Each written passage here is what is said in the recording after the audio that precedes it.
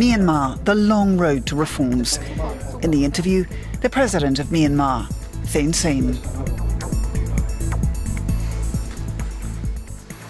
A warm welcome, President Sein, to Berlin and to Germany. A pleasure to have you here. You've been president for 3 years of Myanmar. What do you think? Are you satisfied with the progress your country has made in these 3 years? First of all, let me say that it's a pleasure to be interviewed by Deutsche Welle during my visit to Germany. As you said, 3 years have passed since the introduction of reforms. I'm quite satisfied with how the process of reform has taken place in Myanmar since then.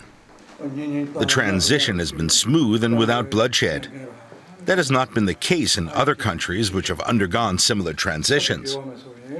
It must be noted that the reforms in Myanmar took place about the same time as the Arab Spring.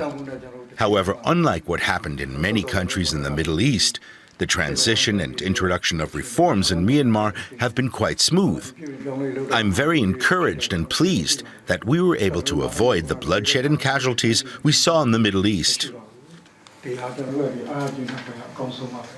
You became president after first elections in 20 years held in Myanmar. It was ruled by military junta till then. What made you actually embark on this progress of reform? You are described as the architect of the reforms in Myanmar. Yes, Myanmar was indeed ruled by a military government. As you know, there are many ethnic groups in the country, and there has been a history of conflict among them. In order to ensure peace and stability and to safeguard national security, the military government maintained power for nearly 20 years. But the people of Myanmar longed for a democratic system of government, something the military rulers at the time were fully aware of. So, as well as ensuring national security, the former military government also laid down the foundations necessary for democracy to flourish in the country. It approached the transition to democracy in a systematic manner. As you're aware, in 2003, the military government laid down a 7-step roadmap to democracy, which it then implemented. There is a genuine longing for democracy among Myanmar's people, and the military government has attempted to realize that desire. So to return to your question, as we go about building a democratic state, our focus is on listening to and identifying what it is the majority of people want. We try to instigate change and reform based on what the people of Myanmar desire.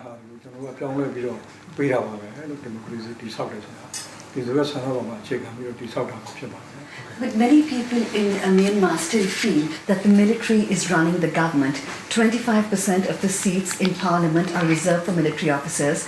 3 key positions, ministries in Myanmar, defense, interior and border security, are held by serving army generals. When will this change? Because if the military is still controlling parliament, you cannot have a democratic change. We are fully aware that the people of Myanmar would like to see the role of the military gradually reduced. But it's also important to consider the special nature of the present situation. In Myanmar, we have several armed ethnic groups. At present, there are 16 of them operating there. Assigning major positions to the military reflects the need to maintain national security. As you correctly said, military representatives make up 25% of the parliament. The 3 key ministries of defense, home and border affairs are managed by experienced military personnel. But I must also point out that Myanmar's development as a democracy will be accompanied by a reduction in military rule. Now, Myanmar is going to hold elections next year. Are you going to stand for president again? You're right. We will be holding elections in 2015. But to be honest, I'm 70 years of age and have served my country in various capacities. I would like to retire.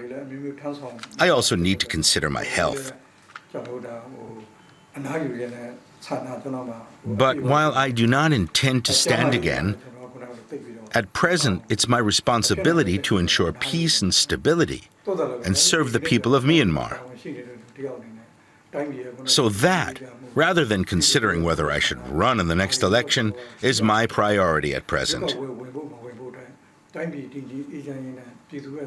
But I will be supporting anyone who will help lead Myanmar to a peaceful and prosperous future.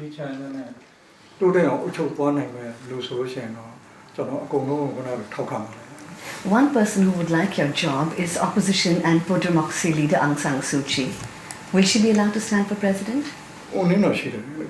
Right now, there are certain conditions restricting her from running for the highest office. As you know, her husband was a British national, a foreigner, and her sons are also British citizens. She herself, however, is a citizen of Myanmar. So at present, she's prohibited from running for the top political role. However, there are also plans to amend the current constitution. But that depends on the people and their representatives. So this constitution was created by the military junta. And to reform this constitution, you have to have more than 75% of the votes in parliament. 25% of the votes are reserved for the military. So unless the military agrees, the constitution cannot be changed. This is Article 59, which many critics say was only designed to stop Aung San Suu Kyi contesting in elections because her late husband was British and her two sons had British nationality. So she can never actually stand for president. There was a committee recently which said it will not change Article 59. What are your personal views? Would you like Aung San Suu Kyi to stand for president? First, let me say something about Myanmar's constitution. While it was indeed crafted during the rule of the military government in the context of transferring to a democratic system, the process has included people from all walks of life. It was not purely drafted by the military. Some provisions contained in the Constitution can be amended with the approval of a parliamentary majority of 2/3. In other cases, however, the Constitution dictates that a referendum must be held. I genuinely do not want to see Aung San Suu Kyi or any other citizen barred from contesting the top leadership role in Myanmar.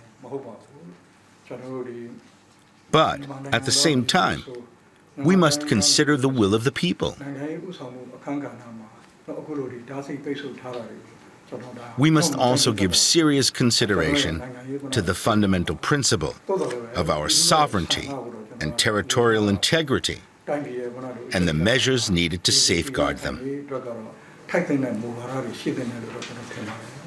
Now, if the will of the people was to be heard in Myanmar, in 1990, Aung San Suu Kyi's National League for Democracy won a landslide, but that's history now. I met Aung San Suu Kyi in her first overseas trip after she was released from house arrest in Bangkok. And I put the question to her, would she be there if it wasn't for you, the President Thein? So my question to you is, after you go, are the reforms in Myanmar irreversible? My political path is simply to move forward with the reforms and avoid any steps backwards. At present, I'm focusing on laying a solid foundation so that reforms in Myanmar can continue. I believe that if we can lay a solid groundwork, anyone who takes over as leader of the country will proceed with the process of reform. But of course, for that to happen and to make progress, we need the understanding, assistance, and encouragement of the international community. And the international community has recognized the progress made by Myanmar in these 3 short years. 3 years is a very short time in the history of a country. President Obama has visited your country. He's coming again at the end of this year. Myanmar is the chair of ASEAN. The German president visited you earlier this year. But everybody is saying, even in talks with the German chancellor, that aid and help and encouragement for Myanmar is conditional on the reform process continuing and improvements in human rights. Can you assure the international community that this will go ahead? Myanmar's reforms are not only instigated by the government. They're also contingent on the people's wishes. And, as I said earlier, they desire a democratic system. As members of the government, it's our duty to respond to those needs and oversee a move in a direction that will ensure that democracy can flourish in our country. But it must also be said that such a successful democratic system relies not only on the support of the international community, but also on the media. Mr. President, what do you see as the biggest challenge for your country? The biggest challenge is helping the people to understand how democracy works. Now that they have a democratic system of government, they're enjoying the freedom that entails. At the same time, they often neglect to remember that such freedoms must necessarily be accompanied by accountability and responsibility. Like any other place undergoing a democratic transition, we are experiencing other challenges and obstacles too. But we're confident that we will be able to overcome them by working together. We wish you luck in your path towards full and meaningful democracy. President Thein said it was a pleasure to talk to you. Thank you very much. Thank you very much.